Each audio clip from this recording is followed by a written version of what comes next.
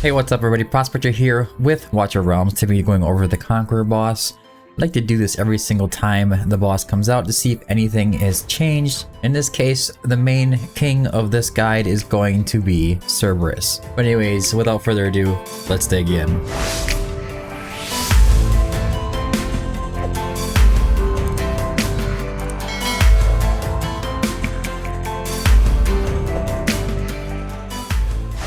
Alright, so Cerberus is definitely, he's just king. Let's go to the leaderboards quick. We'll go to the points ranking. We have Hiddy in here. He's got Cerberus, Cerberus, Cerberus, Cerberus. Jinxon has Cerberus. Tabu has Cerberus. Nero has Cerberus, Cerberus, Cerberus, Cerberus, Cerberus, Cerberus. And obviously, like, number 2 is going to be Ardia. And then, obviously, people like to use Uredin. And then Magda's a really good choice as well. I think these scores up here, I can't quite hit those yet. I don't have a Magda yet, and I do not have my Uredin skilled up all the way. I don't think I could even hit that number because these guys are like Awakened level 5, which is insane. But look at these guys, got 741 million coming out of Cerberus, 702 out of the Ardia. I mean, it's just insane. Another good option that's going to be coming right after that is going to be Valkyra. Of course, Valkyra is an amazing hero. She's very good at doing AoE damage as a long-range fighter. And then having Gon is a really big bonus because he's going to be adding attack and also just a damage increase when their health decreases. So it's going to help Artie out a ton. Alright, so our team that we're going to be using today is going to be Gon, Cerberus, Ardia, Constance, Valkyra, and Brokir. Now you can use Captain Reeve instead of Brokir. You can do this many different ways. You could take in Uredin, for example, if you wanted to, and then use your Gon as the tank up front. It works really well. And you know what? Let's do that. Let's go ahead and use Uredin up here. We'll use Uredin because that is a little bit more fun. I don't always end up getting the highest score when I use my Uredin because my Uredin his skill level is just low. Most of his skills just aren't maxed out here. You can see there's a lot of issues with him here.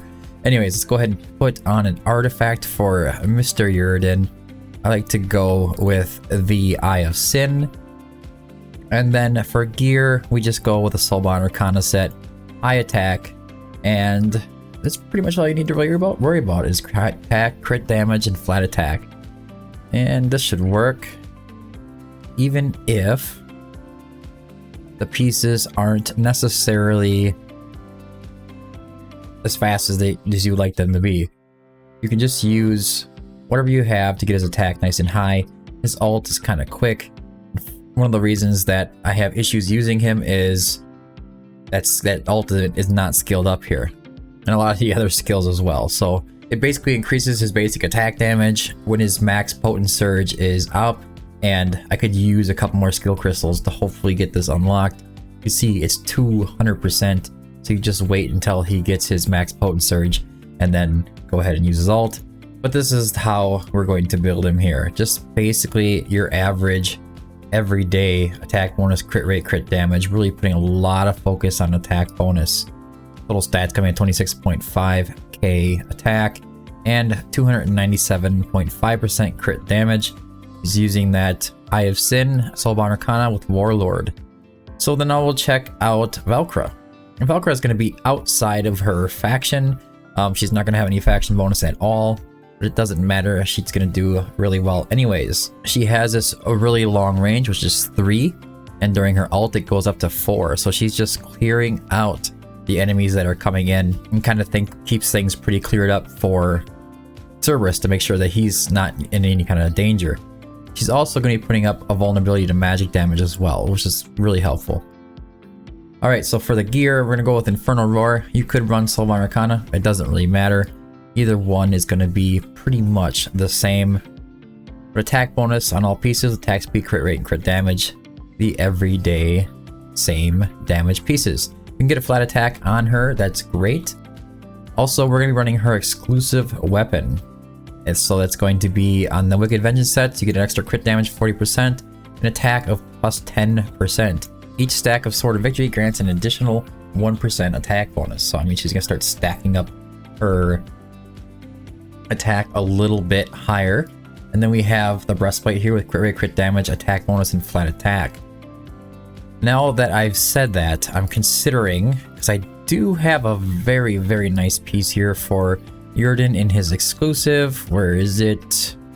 Here it is. The question is, can I do it and keep the crit rate high enough? I'm not sure. We're going to lose 22% crit. Let's see if I can get this crit rate up here a little bit higher. Solar Arcana, attack bonus, and crit rate. Let's see, this brings it up 5. This will work. Even though we don't have crit rate over here, which is actually insane. We must have a really nice crit rate piece there. Yeah, there's a couple. Okay. Well, it works. 25.9k attack and 322% crit damage. A little faster even. But his exclusive is going to give him Rage Regen Auto +3 and Phantom Strike and Soul Harvest deal 30% extra damage one time. Alright, sorry for the confusion there. Let's go over to Ardea. Ardea is going to be an Infernal Roar as well. I like to put a little bit of Rage Regen, not too much, because you want to keep her timed with Constance and Velcra as best you can, but same concept here. She has the ability to boost her attack post deployment, so you want to make sure she's in 3 pieces of attack percentage, with attack speed, crit rate, and crit damage on all 3 pieces. And then you want to shoot for a Warlord on the left side with attack bonus, crit rate, crit damage, and then crit rate, crit damage, attack bonus, and flat attack if you can get it. Total stats, she's coming in at 32.5k attack, which is just wild, 299.5% crit damage, and 14.5% rage regen. And her and Velcra are both going to be in Realm Tears.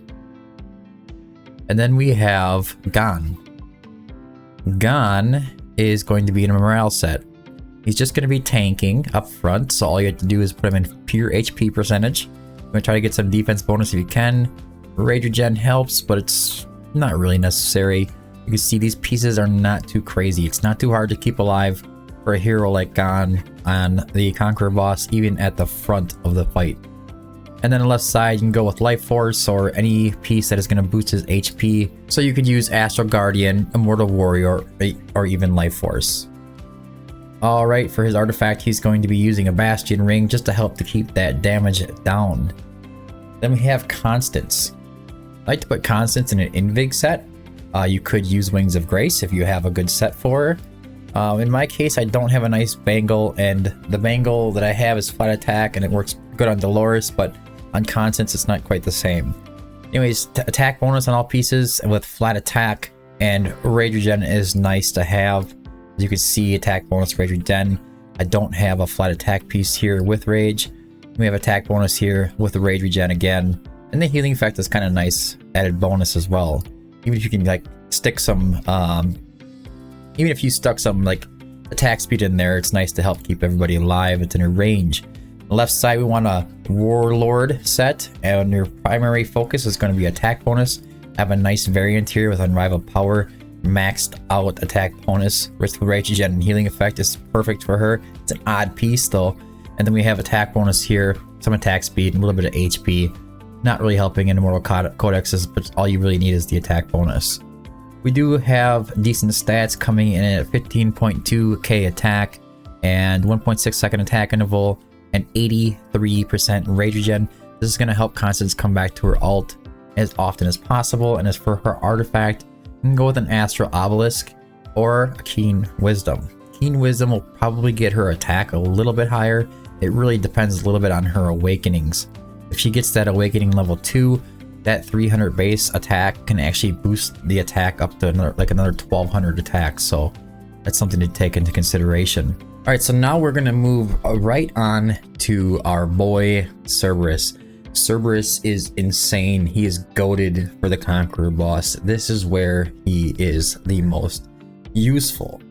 And he's not very niche. He can be used for a lot of things, honestly. Anyways, going into talent, summons Water Decay. Water Decay is what's gonna do that AoE damage surrounding him. It's a little pool that kind of surrounds him and does a ton of damage. At the location of the enemy, target at the cost of 20% of max HP every 14 seconds. So he essentially just kind of keeps lowering his health. This is something a lot of chaos units do, but it inflicts 30% AoE damage every second for 6 seconds. Whenever this hero takes damage, the cooldown is reduced by 2 seconds. This hero cannot be healed or revived by allies, and each death extends redeployment time by 30 seconds. So Velcro cannot pick up your Cerberus if he goes down.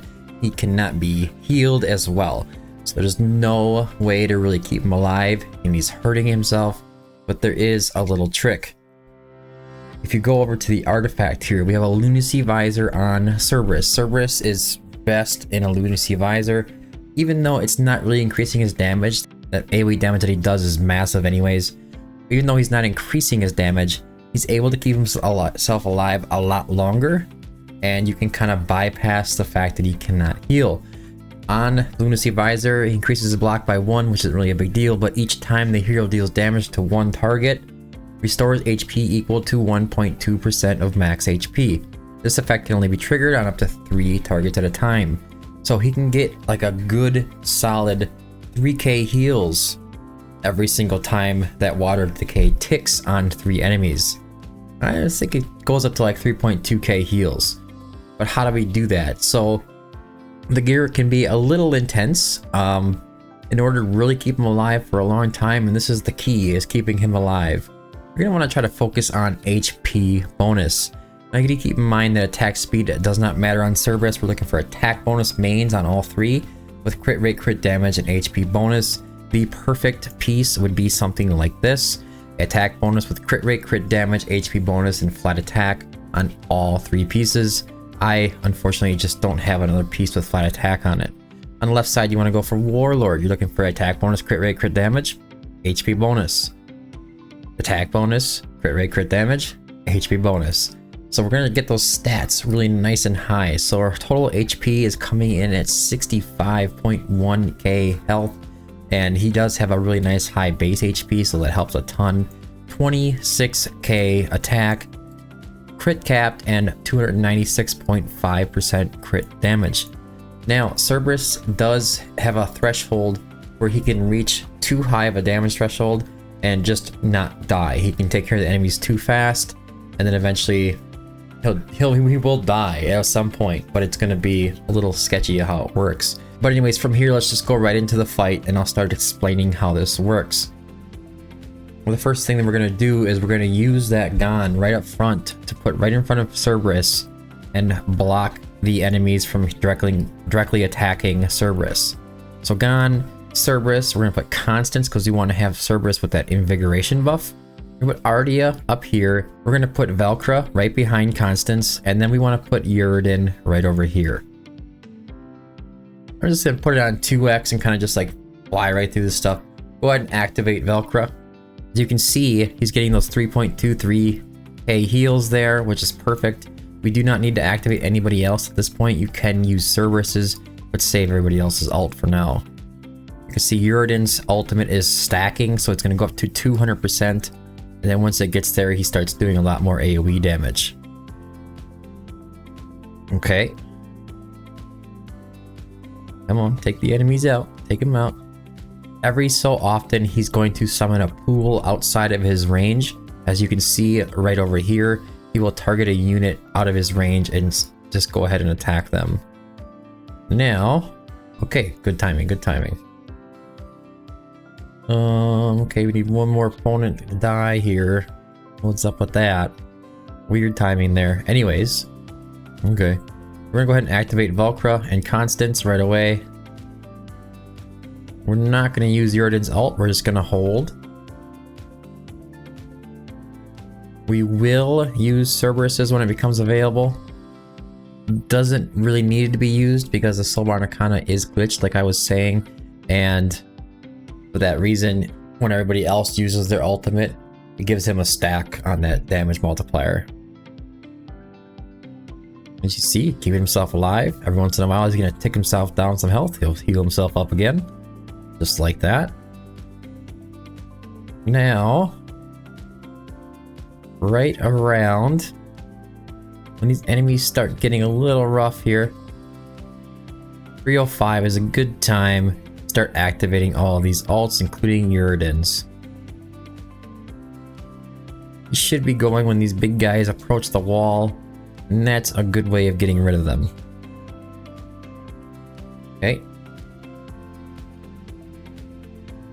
Doing fine, we're doing fine. Go ahead and activate Gon. When you activate Gon, it's going to increase his block by 3, so he's going to hold back like 7 units that are trying to get to Cerberus, as well as give Cerberus and himself a physical and magic damage reduction, which is really helpful as well, obviously. Go ahead and activate Cerberus again.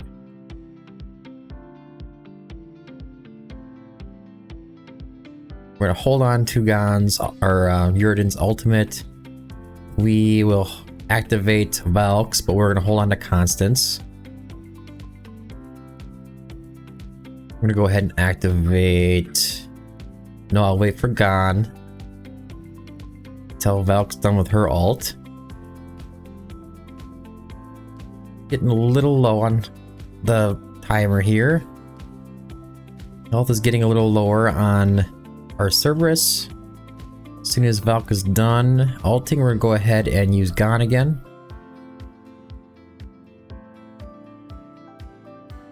You want to see their health. What you want to do is just keep clicking on these heroes and to make damage numbers go away, and you can kind of see better what's going on. So that way I can see Cerberus's health and how close he is to dying. You want to make sure that you have Constance active with her ultimate right when Cerberus dies. It's kind of hard to time. Sometimes it gets a little wonky, but we have to deal with it.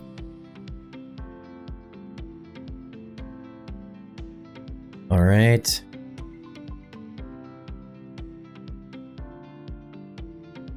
I'm just gonna keep clicking on it and watching. It's pretty straightforward. You either get it right or you get it wrong. Can't see his health bar. He has somebody else's health bar in his face. We're gonna go ahead and think what I'm gonna do is activate his ult. We just hit our triple S. We're gonna activate his ult, and then we're gonna activate Uredin as well to try to clear up this wall a bit. And he just went down, so that's perfect. All of this damage going off. 700k, 700k, it's so much damage. Look at this. Good damage, good damage. It's at 1.95. Looking pretty solid here. I'm gonna activate Gon just to try to hold some enemies back a little bit longer. Down to 40 seconds left. We may not take out any more enemies. It kind of happens that way sometimes. 2.03. And then this is just all about timing and a little bit of luck. So you can either end up being way up at that high range of 2.2 million, or you're going to be sitting down here at the 2.04, a little less than 2.1. It does happen. I don't really have any kind of secret trick to making it work. You just keep doing it and hoping that your Cerberus lasts to a specific time and you take care of these enemies right. I would say you want your Cerberus to making it to about 30 seconds before the end of the fight, if you can make that happen, and then you'll get a little bit higher of a score. Alright, so we ended up with 2.065 million, which is pretty good. That's not where I was before. I did get 2.2, but we have Cerberus here at 417 million. We have Ardia at 277, Valkyra at 155, and Uredin at 127. Now, typically I do get my Cerberus up to right around 500 million. And that's probably where that main big damage difference is coming from. He's just a little early on the death, so it is what it is. But anyways, guys, I hope you found this video helpful. If you did, don't forget to like and subscribe. Also, don't forget to join the Discord if you need help with hero guides, stage guides, price guides, anything that you could possibly think of, including like tier lists for artifacts. All those good things absolutely free. We're happy to see you in there sharing your hero polls or possibly even asking for help. Most people are willing to help. But anyways, guys, thanks for tuning in. And until next time, keep digging.